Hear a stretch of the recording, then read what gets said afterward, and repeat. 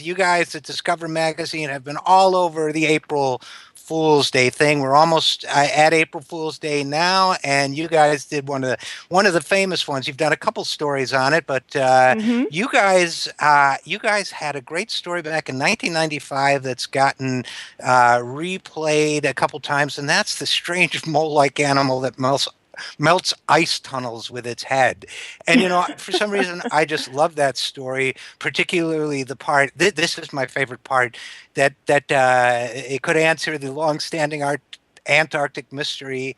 What happened to the heroic polar explorer Philippe Poisson, who disappeared in Antarctica without a trace in 1837? And the experts saying emperor penguins can be much as 4 feet tall. Poisson was 5'6". To the ice borers, he would have looked like a big penguin. Um, Well, I'm glad you like that story because I have to admit, as we note in our current April issue, that story holds the record for provoking the largest amount of hate mail from readers. So it was one of those either love it or hate it stories, and people who hated it really, really, really hated it. So I'm glad you're not in that camp.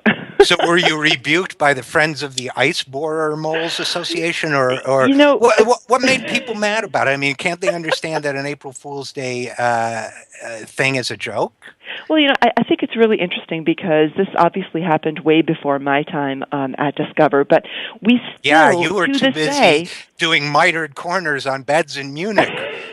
I'd, Okay, I'd like but to one day yeah, go. explore why you're so obsessed with the chambermaid thing. That was a very small item on my resume, but never But it's mind. on your resume. It just feels random. That's all. I mean, I was a janitor. I swept up garbage at a shopping mall, in Nanuet, New York, but it's not on my resume. I just think it's cool that it's on your resume.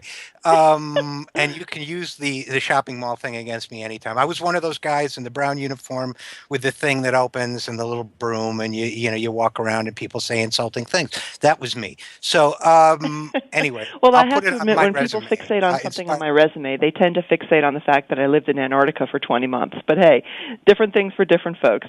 But talking about the wonderful, speaking of Antarctica, the Yeah. Antarctic naked ice borer, I think it provoked so much mail, and we still get mail to this day, almost 20 years later.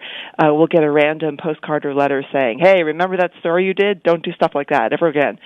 I think it's because, people really are concerned with the credibility of science. The credibility of science has been undermined a lot as, more and more it becomes a political issue and people use it for their own agenda, and statistics, which always get misused pretty much throughout history, they're used and twisted and bent, and people, there's a large chunk of the population that, as we note in our April issue, actually thinks global warming and climate change is a hoax.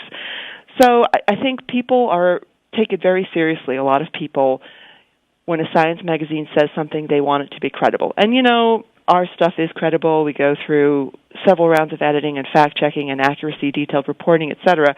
But we like to have fun every now and then, and April Fool's is the perfect time to do it. Unfortunately, some readers don't agree.